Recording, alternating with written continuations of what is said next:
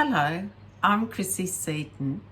Welcome to my Noahide family channel, and we are continuing on with Genesis series number 7, and this will be a tying up or a summarization of chapters 4 and 5 of Genesis and a lead into chapter 6.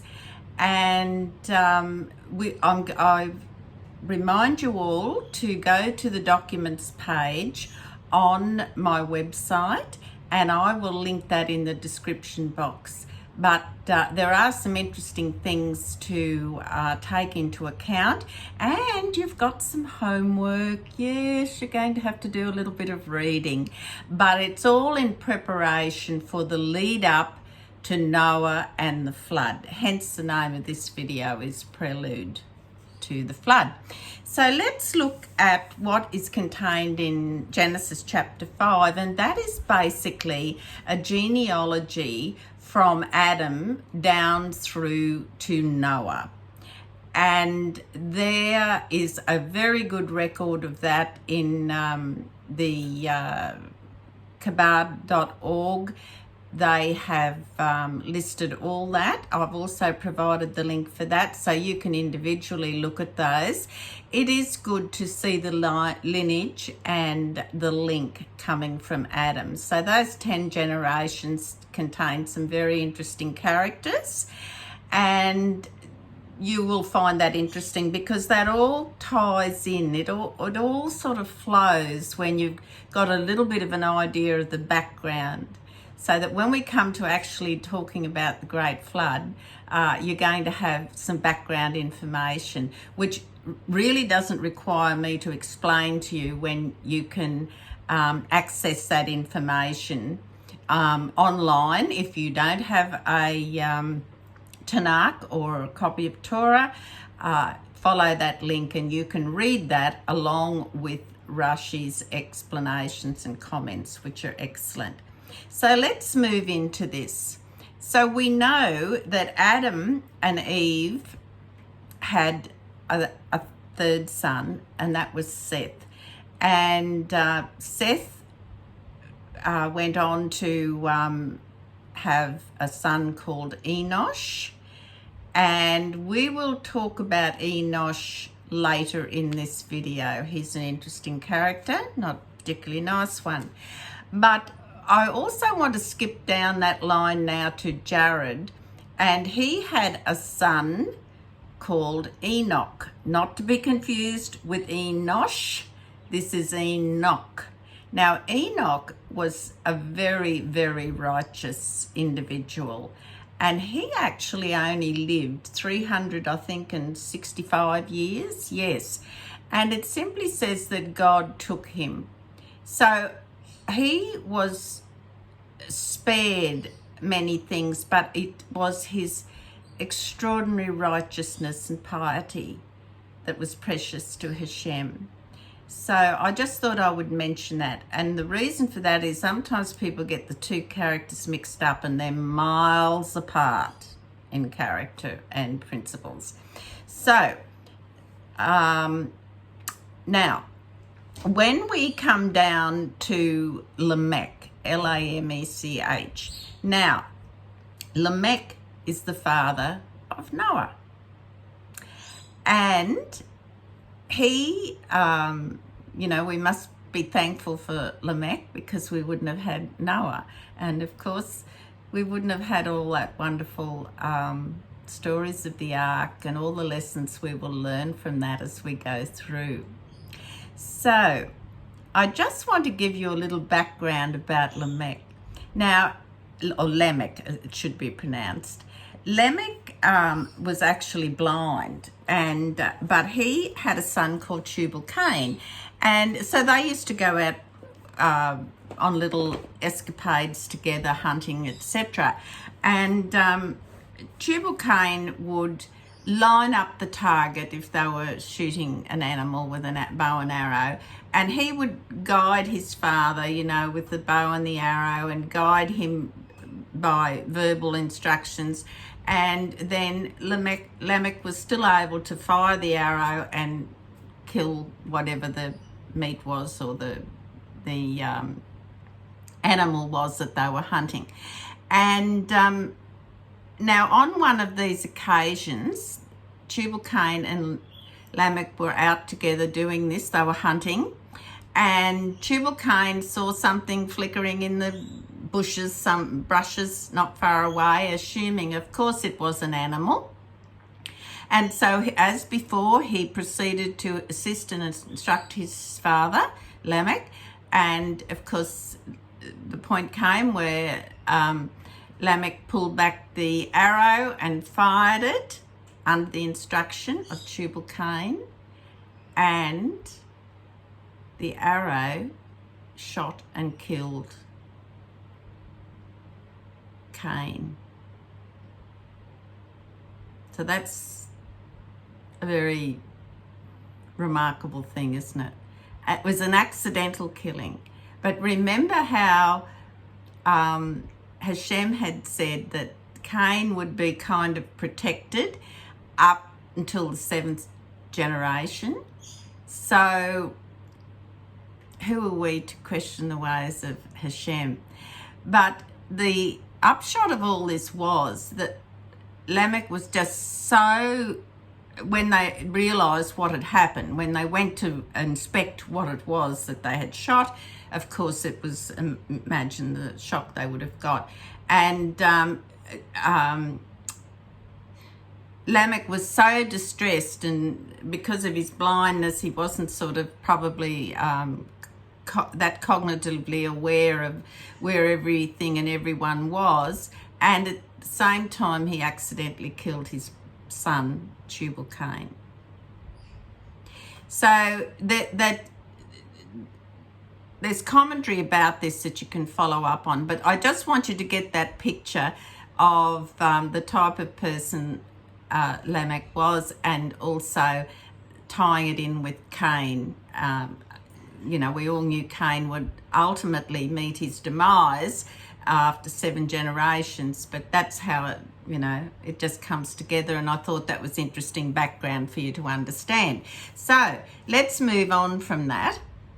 And there is some Torah explanation about this whole incident, which you couldn't probably find in your own Bible if you have a authentic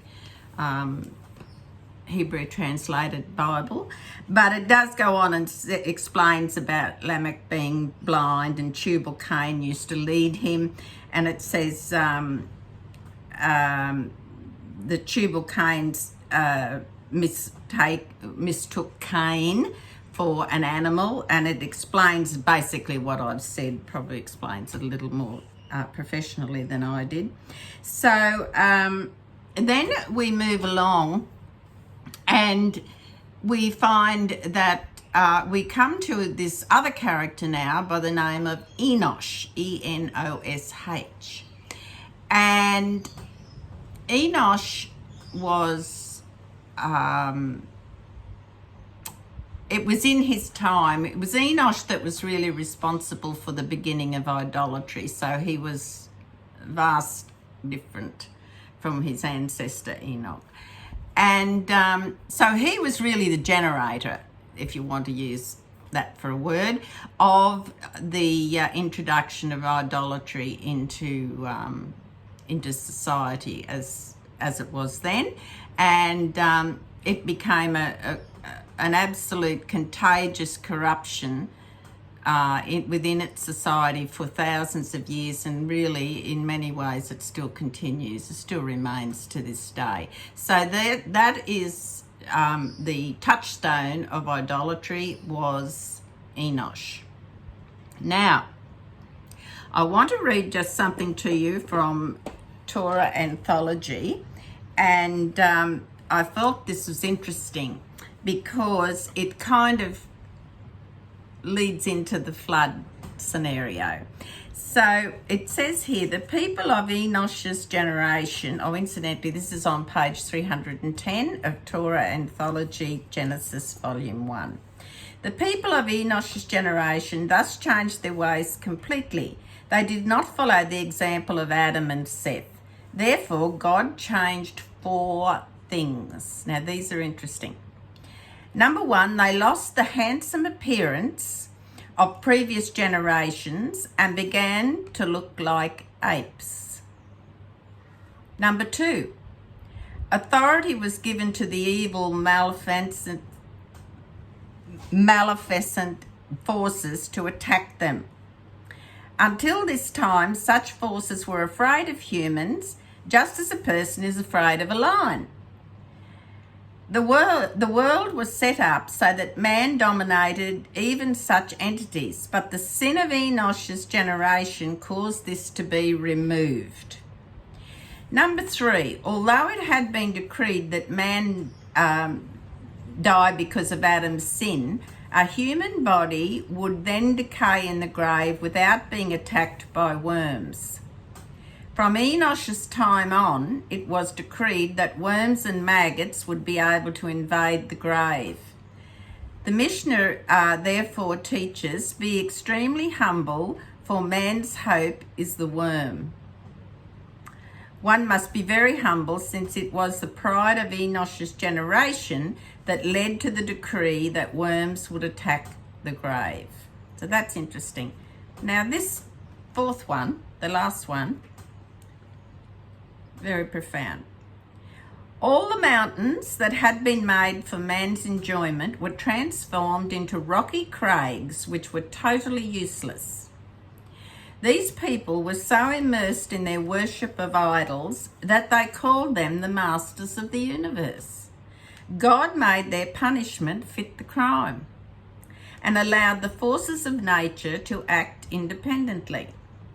The great ocean, which had been restrained only because of God's decree, then was allowed to overrun its boundaries and flooded 1/3 of the world. Now, I just want to pause there for a minute, because you may have heard people mention the smaller flood, the flood that affected 1/3 of the world, and some people have never heard of it, some people have, and so I thought it was interesting for either groups to understand that there was a warning flood. It overran the boundaries and flooded 1/3 of the world, causing almost as much destruction as the great flood in the time of Noah. Since man was acting as if he were an immortal deity, the flood made the dead float out of the graves. Enosh died in the year 1140 after creation, which is approximately 2,621 years before Common Era. So I just felt that was interesting. So now you know how the first flood, that flooded 1/3 of the world. So it was sent to show them that God rules, and he can place restrictions on nature or remove them, and do as he pleases. So I wanted to share that with you. Now, this generation of Enosh, this is the lead up to what we're going to be looking at next week. So in Genesis chapter 5, verse 28 to 32, we read about Noah, and it says that, where am I at here?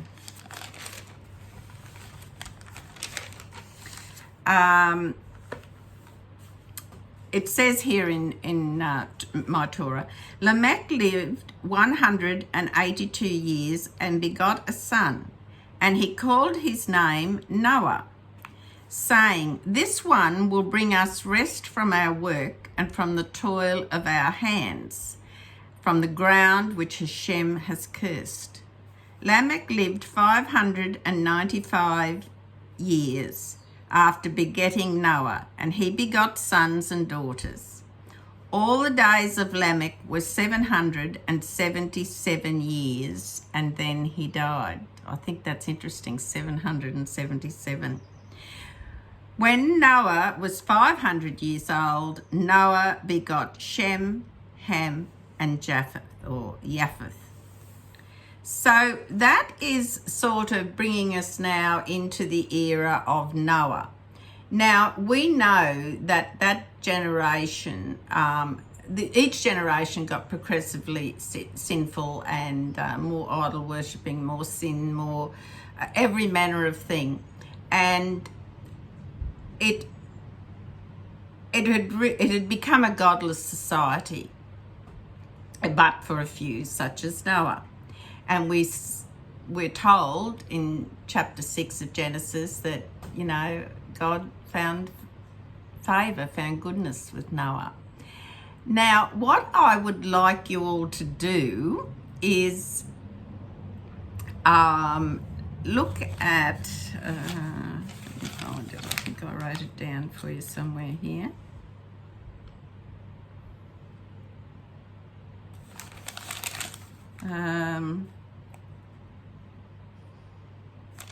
No, maybe I didn't. That's all right. Just bear with me. I've had a rocky start to the day today. It's all good though. So what I want to do is start our next series, will be Noah, which will start in the following week. But I want to tie up those loose ends as I have now. But you can go through and read about all the generations yourself. And I want you to, if you don't have your own Torah or Tanakh, please go on to chabad.org. And I've provided a link for that in the documents page on my website. And you can read all those chapters and the commentaries for yourself there. So you don't actually have to have a paper copy if you don't have one. And you will also, I would suggest that for your homework that you read the actual prelude to the flood. Now that will be Genesis 6 verses 1 to 8. And you can read that online at chabad.org. And also there is another thing that I think you really should do. Now, Rabbi Dr. Michael Schulman has created 5 beautiful videos and written downloadable notes, all in relation to Noah and the ark. Now, it can't be improved upon. I'm not even going to try to replicate what he did when he has so beautifully done it, and with such knowledge from his background studies and his teachings. I would strongly urge you all to go and avail yourself of those. They're short videos, and then you can either read the notes online or download them and print them off if you want to. And I have also will be providing that link. It is on the documents page. So it's Ask Noah. I think I've highlighted it or underlined it or something. And it's free. You just click on and watch those 5 videos, plus there's accompanying notes. Now what that gives you is dimensions of how the ark was constructed. All those little questions that we have about, you know, how did the animals come and things like this. Rabbi Schulman puts it all together, and so it's a complete package of before the flood, about Noah, about God instructing him on how to build the ark, how were the animals housed and things like that. So really, for your homework, you will enjoy it. It's really enlightening, and it will just arm you ready as we then go on with the story of Noah, because you'll have all that information. Now, I think that was about all I needed to tell you. As I said, go to the documents page on my website and look. The references will be listed from Genesis series number 7, which is this video that you're watching, Prelude to the Flood. And look, I do hope you're enjoying these series. If you're new to my channel, please subscribe so you know when there's another one coming up. But I'm looking forward to us starting our new series with Noah, and I hope you enjoy it as much as I do preparing it for you. So in the meantime, you take care and God bless.